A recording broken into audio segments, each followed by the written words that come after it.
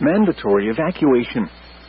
The following message is transmitted at the request of the Hutchinson County Emergency Management. Hutchinson County Emergency Management has a mandatory evacuation for the BUGBEE community. Celebration Church in FRITCH is open as a shelter for evacuees.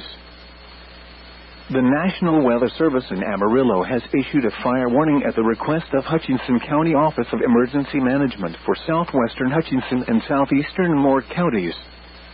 At 2:21 p.m. Central Standard Time, a dangerous wildfire was located 5 miles northeast of Lake Meredith, or 12 miles west of Borger, moving rapidly northeast at 3 to 5 miles per hour. Areas impacted. BUGBEE community. Additional information: smoke and fire will present a threat to life and property.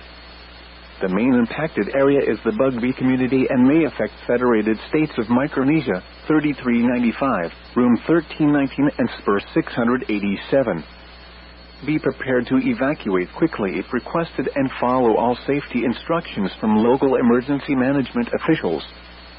Do not draw